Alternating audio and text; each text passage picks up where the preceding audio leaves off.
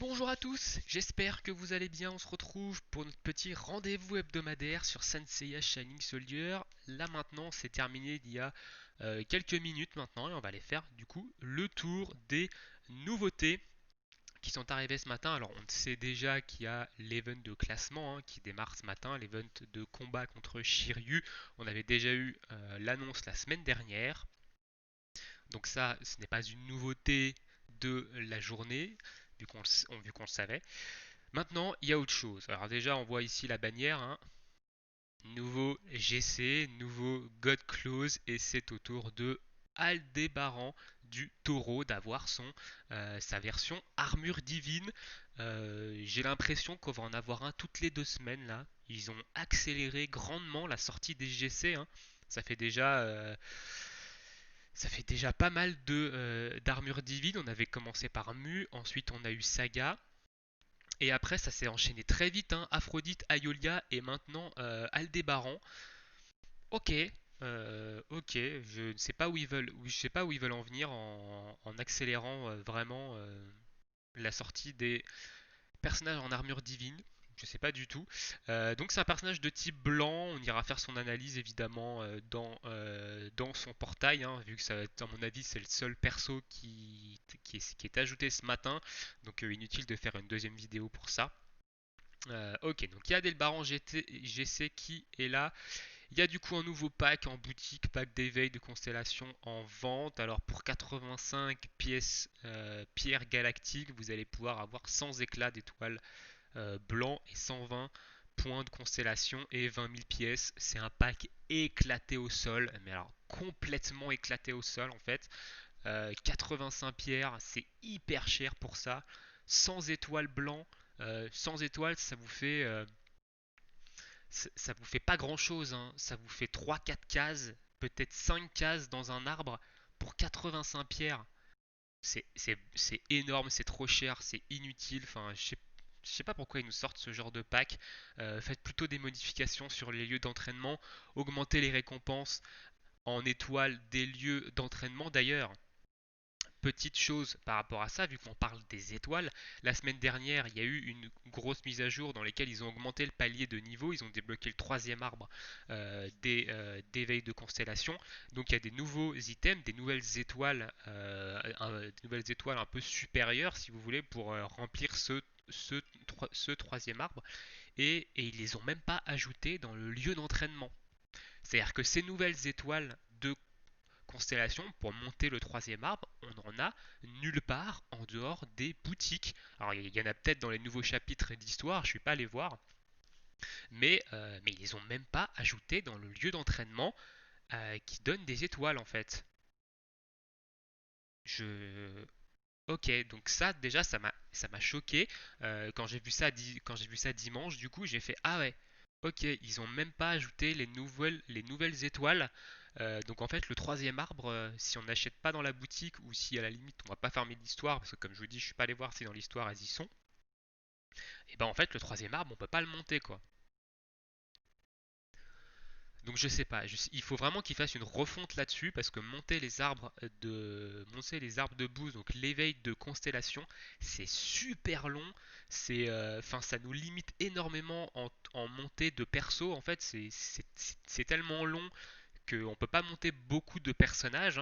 Euh, et déjà ça nous oblige à faire à faire le lieu d'entraînement alors que des fois bah, on aimerait bien garder notre endurance pour des events qui en demandent énormément, comme les events de farm de tablettes, comme l'event de classement là qui a démarré ce matin, qui va demander énormément d'endurance. D'ailleurs, on a un event de classement en même temps qu'un event de farming de tablettes. J'en ai déjà parlé la semaine dernière.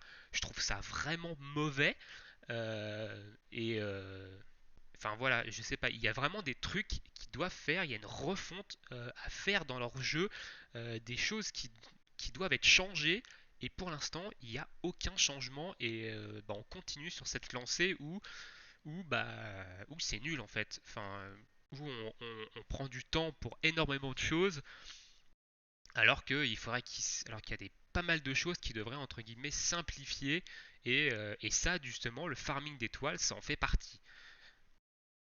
Bref, donc ce pack il est éclaté au sol, je vous déconseille d'aller claquer 85 pierres galactiques dans ce pack, c'est nul de chez nul. Ensuite, on a évidemment l'événement combat contre Shiryu. Donc, comme j'ai dit, on le savait déjà. On avait eu l'annonce la semaine dernière hein, qui était sortie. Hein. On voit que l'annonce, tu voyais, elle date du 9 juin.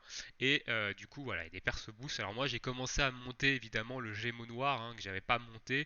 Mais j'ai plus d'étoiles blanches en fait pour monter la constellation parce que je les ai principalement utilisées sur mon saga GC. Donc voilà, puis comme c'est extrêmement difficile d'avoir ce genre d'item, bah c'est compliqué quoi. Après j'ai pas monté les autres personnages, je les ai pas montés hein, honnêtement, le signe etc. Je les ai pas montés donc je vais voir, je verrai dans l'event de classement un peu la team que je peux faire en fonction des combats. Je continuerai à monter les Gémeaux mais bon ça va peut-être être compliqué de faire évidemment le max de points. Évidemment, on va pas tryhard le classement. Je vous déconseille d'ailleurs de tryhard le classement. C'est un event qui est full tricheur. Hein. Donc je vous déconseille évidemment d'aller tryhard le classement. Vous n'arriverez jamais à tenir le top classement en free to play.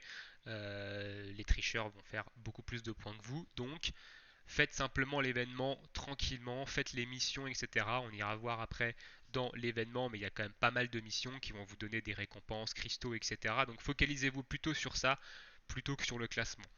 Et du coup, c'est tout. Du coup, c'est tout. Voilà, il y a eu du coup Aldébaran, armure divine, le début du combat de classement, leur pack éclaté au sol, et c'est tout. Donc évidemment, il y a la boutique de l'événement d'Aphrodite GC qui est parti. Il y a l'Aiolia GC du coup qui est parti. Il y a un deuxième pack de constellation là qui est parti, mais il était complètement éclaté aussi. Et la boutique des médailles de combat du coup pour la saison PVP qu'il y a eu il y a 2 semaines est partie également. On va aller voir du coup l'event de classement, on va aller voir les missions et on ira ensuite analyser l'Aldébaran GC. Ok, donc voilà, donc ici il nous explique un peu l'event de classement. Bon, c'est pas la première fois qu'on en a un, hein, donc on sait comment ça fonctionne. Hein. Mais il y a des nouvelles choses maintenant, il y a les récompenses quotidiennes, etc. Donc on va aller voir un peu ce que tout ça donne. Donc ici, il vous montre les guerriers qui sont boostés, hein, évidemment. Du coup, par contre, voilà, il y a une chose qui me gêne également aussi, c'est qu'ils ont mis Ayolia GC en personnage boosté pour l'événement, mais Ayolia GC n'est plus disponible depuis ce matin. Donc ça déjà, c'est pas bon non plus. Hein, pour ceux qui voulaient Ayolia GC justement pour essayer de faire plus de dégâts et plus de points dans l'event de classement, si vous n'avez pas pool avant aujourd'hui, bah, vous n'avez plus aucun moyen de l'avoir. Donc bon, alors, on va aller voir du coup au niveau des récompenses. Alors, ici, on a du coup les missions par rapport au score global que vous allez faire. Donc, vous voyez, vous avez quand même ici, donc ça c'est le nouvel item, c'est la potion qui va augmenter vos dégâts. Donc, vous en avez quand même certains. Donc là, vous avez surtout des, euh, des items pour augmenter les passifs. Pour augmenter, vous avez des potions d'XP, de la thune, ça c'est pour l'éveil de constellation, mais on en a tellement masse de ça, donc c'est pas super utile. On a quelques tickets, on a une invitation à partir de 50 000 points, voilà, 100 000 points, etc. Vous commencez à avoir des choses intéressantes, des trucs pour crafter des équipements. Alors je sais pas si c'est pour crafter les équipements niveau 100, mais ok. Et je crois que ça va jusqu'à 1 million. Et à 1 million, vous avez une partie du set du dragon. Voilà, vous avez des épaulières. Donc 1 million en free-to-play, c'est largement faisable. Attention, j'avais déjà expliqué lors du dernier event de classement, c'est largement faisable en free-to-play. Maintenant, étant donné qu'il y a un event de tablette, de farming de tablette en parallèle, va falloir faire un choix. Va falloir faire un choix, soit vous faites l'event de classement, soit vous faites le farming de tablette, mais en free-to-play, vous ne pourrez pas faire les deux. C'est pour ça que la semaine dernière, je vous ai conseillé de farmer quand même un maximum de tablettes la semaine dernière pour justement pouvoir vous concentrer sur cet event de classement qui donne beaucoup plus de récompenses que le farming de tablette. Donc ça, c'est l'émission globale où il faut aller jusqu'à 1 million de points. Ensuite, on a les récompenses de mission. Alors normalement, il y a des nouvelles choses ici, donc il y a les récompenses quotidiennes. Ici, il va falloir faire du coup terminer 3 fois un combat contre Shiryu. Ça va vous donner une potion d'attaque plus 2. Il faut terminer une fois un niveau vétéran, ça va vous donner une pomme. Il faut du coup terminer vétéran en 10 tours max, donc terminer un, un niveau vétéran en moins de 10 tours, donc en 10 tours ou moins. Infliger 10 000 points de dégâts ou plus avec 7ème sens, donc dans un événement de classement. Et ensuite, une fois que vous avez complété ces 4 missions, ça vous donne 50 cristaux. Alors si on a 50 cristaux par jour, honnêtement, l'event dure du coup 7 jours. Hein, donc mardi, mercredi, jeudi, vendredi, samedi, dimanche, lundi. Donc il dure 7 jours normalement. Donc ça vous fait quand même... Euh, 7 x 5, 35, 350 cristaux, rien qu'avec les missions quotidiennes, hein, si c'est 50 cristaux quotidiens. Peut-être que les missions demain ne seront pas les mêmes et qu'on n'aura pas 50 cristaux ici, mais si c'est 50 cristaux quotidiens, ça fait quand même 350 cristaux juste avec les missions quotidiennes. C'est plutôt pas mal. Hein. On a vu par contre que dans les missions de points, il n'y avait pas de cristaux. Ensuite, il y a les défis. Et donc là, les défis, c'est là où il va y avoir pas mal de cristaux à aller chercher. Donc il va falloir finir une fois chaque niveau pour avoir des cristaux. Il va falloir évidemment finir un certain nombre de fois des combats contre Shiryu. Vous allez avoir quand même un petit nombre d'invitations en argent. Donc en faire 100.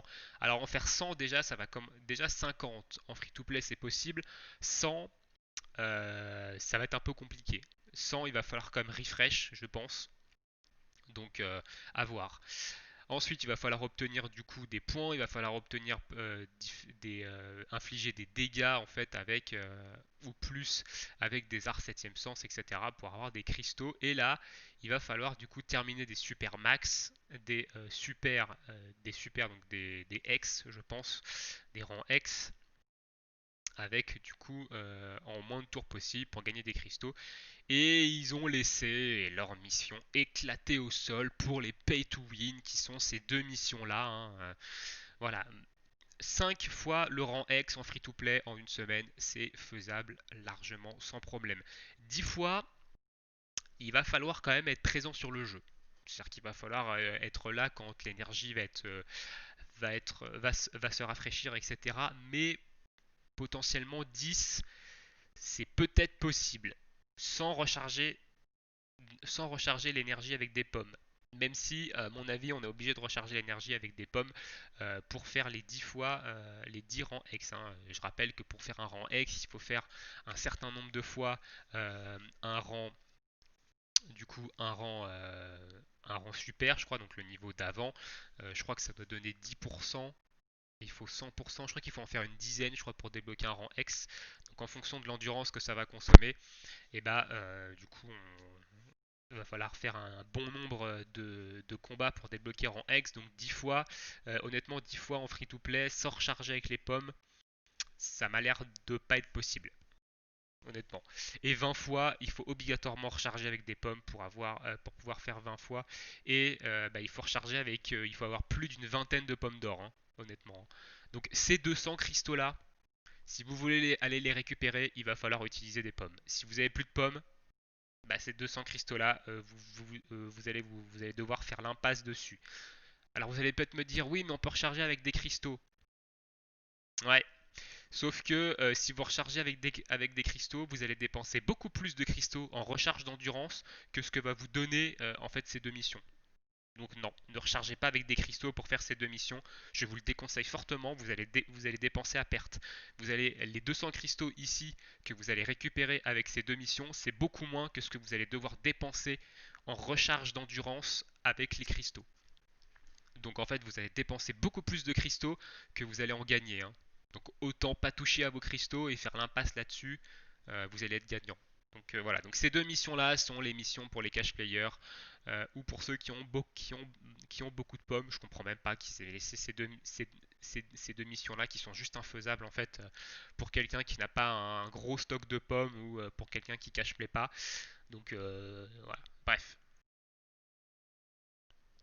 Donc voilà un peu pour les missions. On va aller regarder un peu les récompenses de classement maintenant et on ira analyser notre ami Aldébaran GC. Donc voilà, donc le premier, il a 4 parties du set de dragon, 1 million de thunes, 1000 cristaux, un titre. Donc ça c'est le titre, c'est une feature qui a été ajoutée il y a quelques temps maintenant. Le deuxième 800 cristaux, etc. Voilà, vous êtes dans le top 11, dans le top 100. Si vous arrivez à vous classer dans le top 10%, ce qui est possible en free-to-play, hein, et bah vous allez avoir une partie du set du dragon, le titre et 50 cristaux, 50 000 de thunes. C'est pas grand chose, mais c'est toujours ça de prix. Honnêtement, lors du dernier event de classement, j'ai réussi hein, à me mettre dans le top 10% sans recharger d'endurance avec les cristaux. Après, moi j'ai beaucoup de pommes, hein. J'ai beaucoup de pommes étant donné que je n'en dépense quasiment jamais. Donc j'ai énormément de pommes. Donc, bon. Mais le top 10% en free-to-play, c'est largement faisable. Après, vous avez le top 30, 50, etc. qui donne encore qui donne d'autres récompenses, quelques cristaux. Mais voilà, c'est pas folichon, folichon, hein. Au pire, vous allez avoir 50. Même les 100 cristaux pour le 51e centième, vous allez voir que les mecs ils font tellement de points, ils font un nombre de points faramineux qui est tout simplement pas possible normalement sans tricher, hein, attention. J'avais fait des calculs, etc. C'est pas possible. Donc viser le top 10% à la limite, mais plus haut, ça va être très compliqué. Honnêtement, ça va être très compliqué. Voilà. Ensuite, il y a les récompenses pour le score total quotidien, donc le meilleur score en fait quotidien. Bah malheureusement, ça va être pareil, hein. C'est-à-dire que vous allez peut-être viser le top 10%. Je sais pas combien ils vont faire je sais pas combien les tricheurs vont faire, mais bon. Puis bon, les récompenses sont pas ouf, hein. Honnêtement, sans ça, c'est pas terrible, hein. Ok, donc voilà un peu pour l'event de classement. Je pense que je ferai une vidéo derrière après où on fera où je ferai l'event de classement avec vous. Puis j'essaierai de théorie craft un peu sur sur les personnages les teams justement qui permettent de faire le plus de points. Peut-être hors personnage bonus parce que je pense que tout le monde n'a pas monté ces personnages-là, hein. Déjà ces 4 là.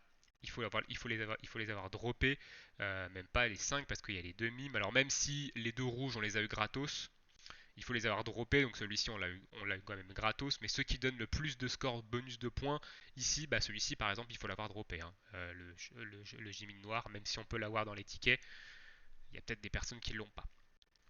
On va passer du coup aux invocations, on va aller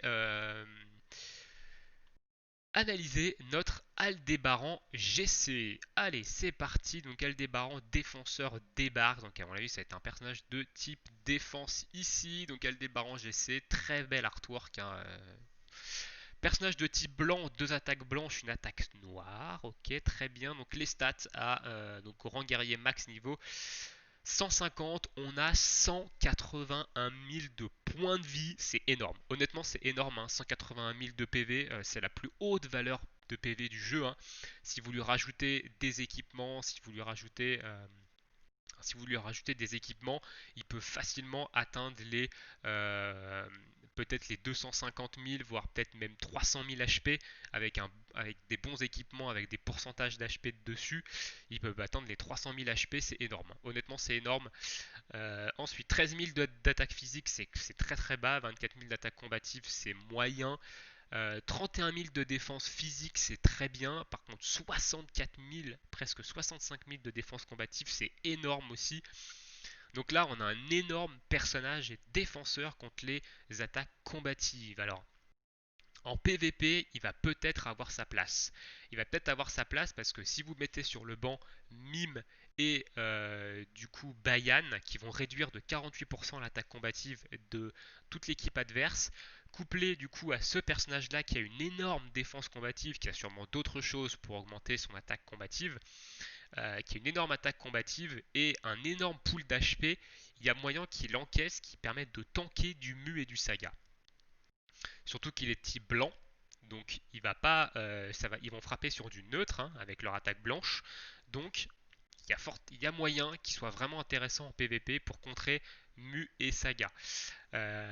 Du coup, on va aller voir ses compétences chargées maintenant. Donc du coup, la corne du taureau, évidemment.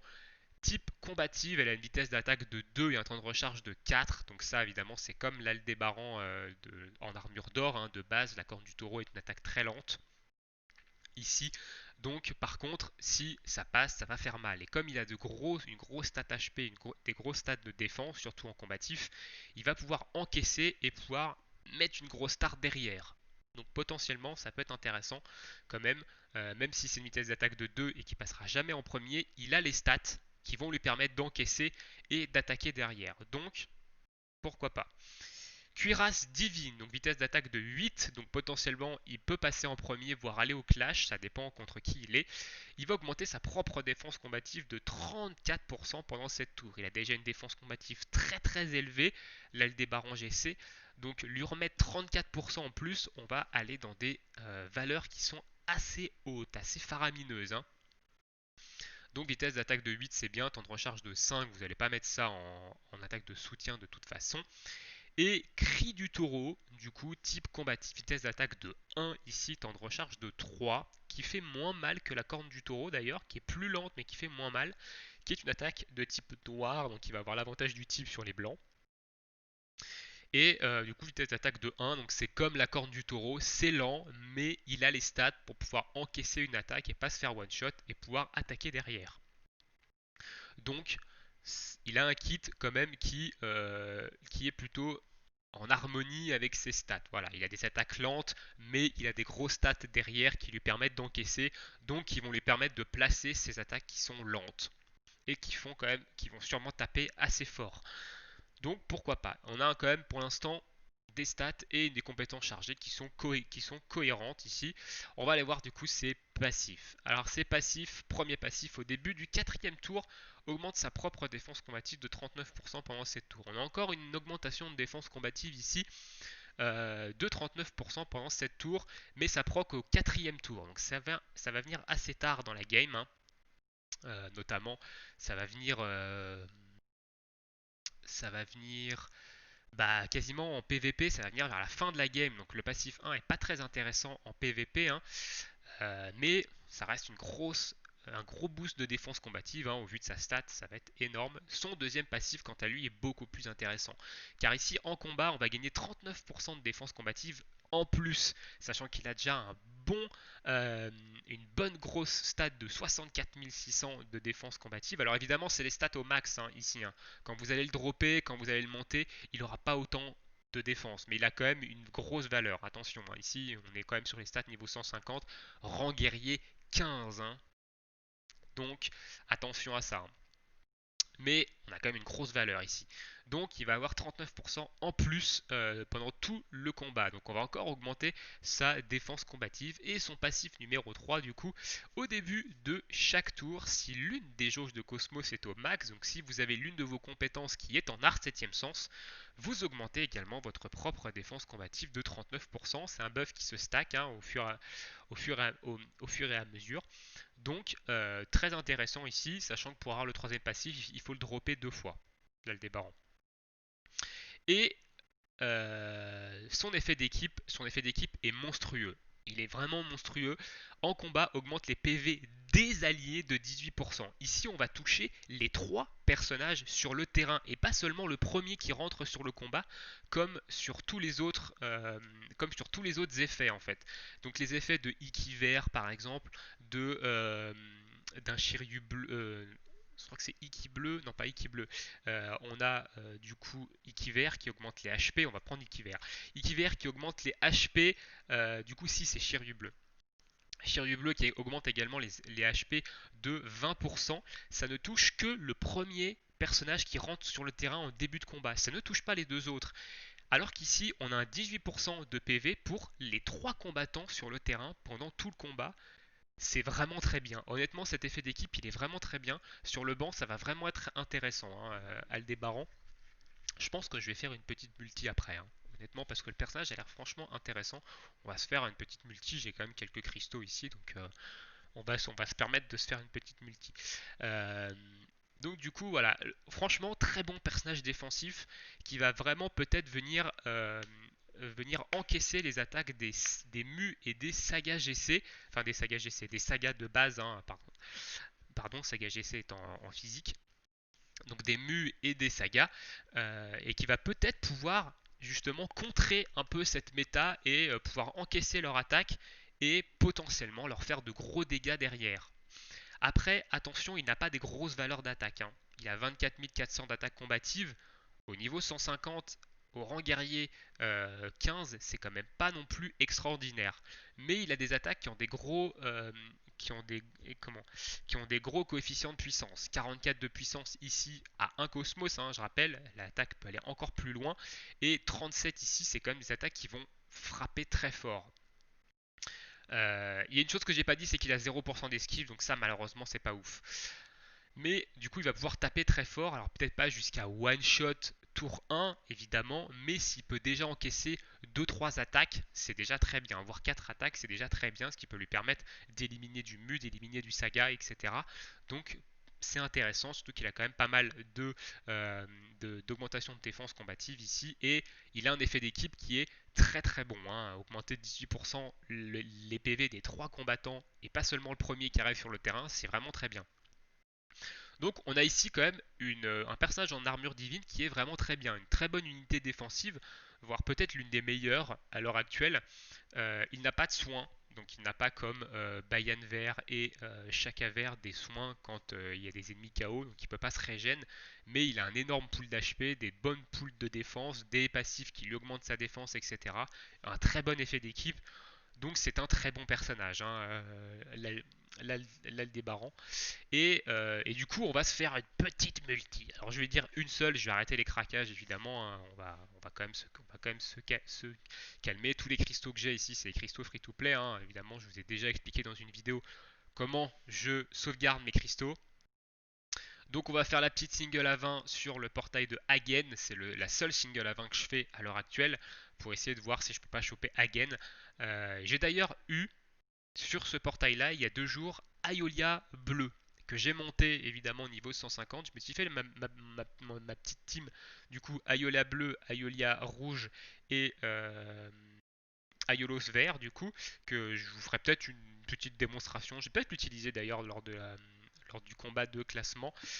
Ok, on a eu les 5 comètes, on va jusqu'à Yoga ici. Est-ce qu'on va avoir Iki? Non, on n'a pas Iki. Alors qu'est-ce qu'on va avoir ici? Ok, donc on a un yoga noir, très bien, que j'ai déjà pas mal d'exemplaires. Ok, et du coup on va aller se faire une petite multi sur Aldébaran, voilà, on verra un peu ce qu'on peut avoir. Alors j'ai pas téléchargé les données, s'il y a du téléchargement potentiellement, c'est qu'il y a du drop. Au niveau de son taux de drop, par contre il a 0,8%, il pourrait le mettre à 1% quand même pour un armure divine, ça pourrait être intéressant. Allez, petite multi ici. Ok, donc on n'a pas de DL, donc déjà on n'a pas l'Aldébaran, c'est sûr et certain. Maintenant, est-ce qu'on va avoir quelque chose dans la multi ou pas? Voilà, c'est un peu un test, ça fait longtemps que j'ai pas invoqué. Le personnage a l'air intéressant, on se tente une petite chance. Ok, on va sur Shiryu. Est-ce qu'on va avoir Iki ou pas qui nous garantit quelque chose? Non, on n'a pas Iki qui nous garantit quelque chose. Alors si on a Athéna qui arrive, ça nous garantit évidemment l'Aldébaran, hein, bien entendu. Ok, Seiya blanc, bon, je pense qu'on va avoir une multi éclatée, hein. En vrai, je pense qu'on va avoir une multi éclatée. Deuxième Seiya blanc.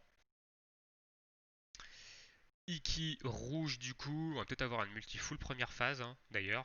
Seiya vert. Ok, ça c'est le Thor.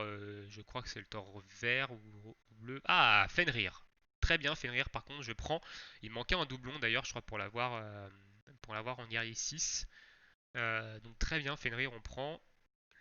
Ok, c'est le nouveau Krishna, enfin l'un des nouveaux Krishna du coup qui est arrivé, donc pourquoi pas. Et ok, donc on a quand même eu des choses intéressantes ici.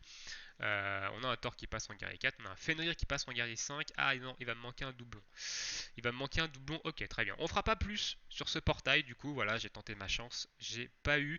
On gardera évidemment les cristaux pour la suite. Il y aura sûrement un step-up. D'ailleurs, je pense qu'ils sont en train d'accélérer les sorties d'armure divine. On aura peut-être un step-up armure divine qui sortira. Si jamais il y a un step-up armure divine, par contre, là, ça va être intéressant d'aller faire un tour. C'est pour ça que je garde des cristaux, notamment que j'en garde pas mal, vu que je crois qu'il faut à peu près 4200 cristaux, je crois, pour faire un tour complet.